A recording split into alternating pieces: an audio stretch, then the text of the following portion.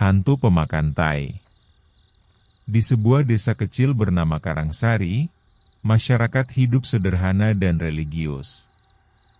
Namun, desa itu menyimpan satu legenda yang membuat bulu kuduk meremang setiap malam hari, terutama saat bau busuk tiba-tiba tercium tanpa sebab.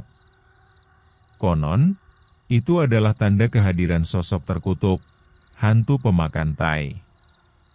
Asal mula kutukan. Dahulu, hidup seorang lelaki bernama Kasan Mukri, seorang lulusan pesantren yang disegani secara lahir, namun seburuk-buruknya manusia di balik jubahnya. Ia enggan bekerja, lebih memilih menghabiskan warisan orang tuanya yang tak dibagikan kepada adik-adiknya. Ia mengaku sebagai ustadz, padahal tujuannya hanya satu, mendapat berkat dari orang mati dan menguasai zakat fitrah yang harusnya untuk kaum duafa. Kasan dikenal suka membentak orang tuanya sendiri, dan tak segan memaki istri dan anak-anaknya. Ketika ibunya meninggal, ia tertawa kecil dan berkata, "Satu penghalang rezeki sudah tiada." Ia tidak pernah benar-benar berdoa, ia hanya berpura-pura, menipu manusia, tapi tidak bisa menipu langit. Ketika ajal menjemput Kasan, ia mati dalam keadaan mengenaskan. Tubuhnya ditemukan membusuk dalam kamar, dikerubungi lalat, dan, anehnya, lidahnya terjulur panjang, mulutnya terbuka lebar seolah ingin menelan sesuatu yang tak terlihat. Warga yang memandikan jenazahnya pingsan satu persatu.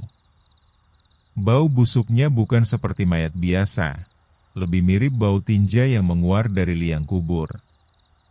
Bahkan setelah dikuburkan, tanah di atas makam Kasan selalu basah dan mengeluarkan lendir hitam seperti kotoran manusia. Kembalinya sang penghisap najis. Beberapa bulan setelah pemakamannya, desa Karangsari mulai diganggu oleh fenomena aneh. Lubang WC warga sering bocor tanpa sebab.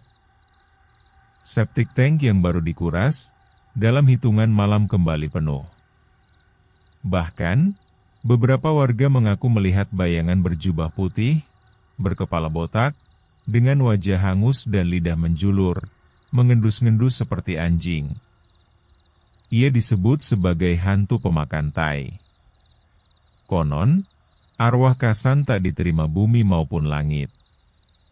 Ia dijatuhi kutukan, harus menghisap najis manusia untuk tetap bisa bergentayangan di dunia. Bila ia kehabisan energi tai, arwahnya akan diseret malaikat azab ke alam akhirat dan disiksa tanpa henti. Ia memburu kotoran seperti harta karun. WC umum jadi tempat favoritnya. Banyak warga mengaku saat buang hajat tengah malam, mereka mendengar desisan aneh dari lubang kloset. Ada juga yang mengaku bagian belakang mereka terasa diisap sesuatu, hingga mereka jatuh sakit keesokan harinya. Seorang dukun desa pernah berkata, rohnya tak tenang. Tiap malam, ia mencari najis seperti jin lapar. Bau busuk yang datang tiba-tiba, itu bukan angin. Itu tandanya ia ada di dekatmu. Korban-korbannya. Desa Karangsari mulai diguncang ketakutan. Warga yang sering menahan hajat di malam hari mulai jatuh sakit misterius. Bahkan, seorang anak kecil ditemukan pingsan di kamar mandi, dengan mulut penuh tanah dan tahi. Ia meracau dalam tidurnya. "Pak Ustadz, jangan makan punyaku." Para tetua desa mulai menyadari satu hal, hantu itu tak menyerang sembarangan. Ia hanya datang ke rumah orang-orang yang pernah menipu agama, memakan hak orang lain, atau durhaka pada orang tua.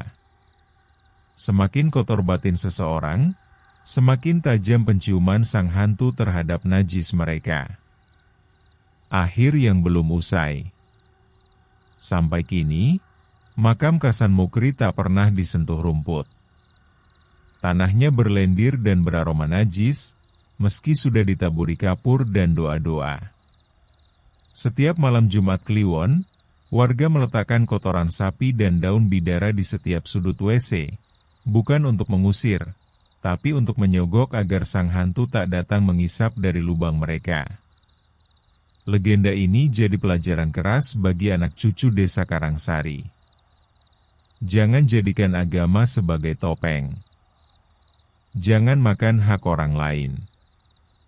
Karena bila mati dalam najis dosa, kau akan kembali memakan najis manusia.